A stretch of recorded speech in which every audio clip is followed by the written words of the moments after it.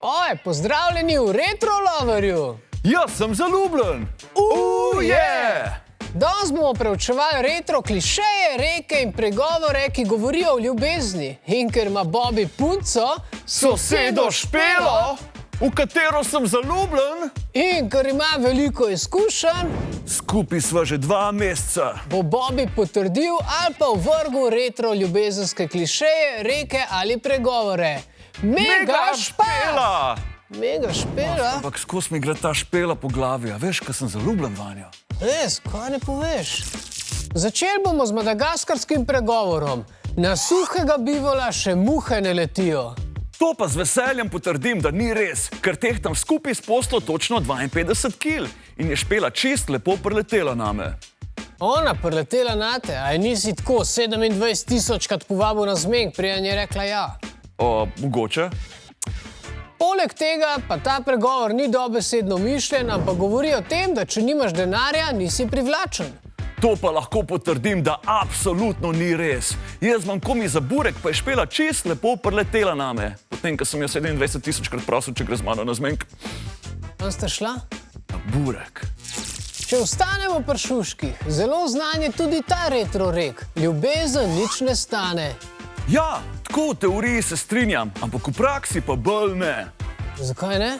V resnici si srečen tudi, če objetno klopci bulaš v sončni zahod. Ampak koliko sončnih zahodov pa človek res hoče videti? 444? No, sej ravno o tem govorim. Nočeš jih videti tako 1 700 052, a ne? V eni fazi bi človek šel tudi v kino, ali pa na kebab, ali pa na mini golf. Ali pa v tehnično trgovino na oddelek za suho gradnjo. Čak, ti bi šel na zmenku v tehnično trgovino na oddelek za suho gradnjo. Kdo ne bi? Ja, kdo ne bi? Pa sej, tako hočeš živeti skupaj, pa renovirati od staršev podstrešje in pol rabaš avto za vse te otroke, ki si jih naredil iz ljubezni in pol hočejo iti na morje in pol rabaš prkolco za vso to njihovo kramo za vodo. Pa kdo za Boga je rekel, da ljubezen nič ne stane? Hej, a misliš, da rabim službo?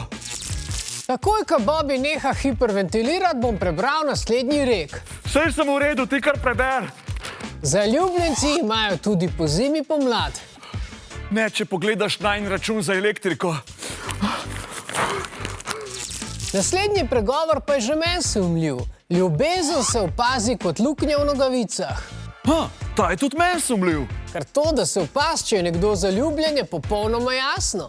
Bobby je danes recimo medtem, ko je gledal fotko od sosede Špele, pojedel sendvič s celofanom vred. Kaj sem? Mot me pa ta del, da se opazi kot luknja v nogavicah. Ker nihče ne opazi luknje na svojih nogavicah. Nihče!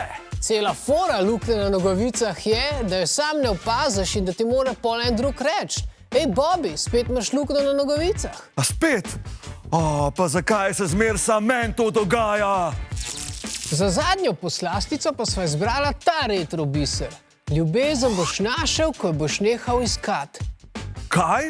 A če ne najdeš ključev od mopeta, jih boš tudi nehal iskati, zato da jih boš najdel? A če pozabiš mlajšega brata na avtobusu, ga boš tudi nehal iskati, zato da ga boš najdel. Jaz mislim, da ga lahko pozabiš. Sej bo bus itak se enkrat vrnil? Ne se malo fura. Tako so moji starši mene enkrat pozabili. In? Ja, moram ti povedati, da mladost na 6 ni tako bed. Ja. Sam za ljubezen se je pa fajn malo potruditi, ker ne bo ti kar sama od sebe enkrat pozvonila na vrata. Razen, če se palite na poštarje. Ali pa na popisovalce števcev. Popisovalci števcev so meni top shit. Ja, veste, kaj pa je meni top shit? To, da se vidimo že naslednji teden.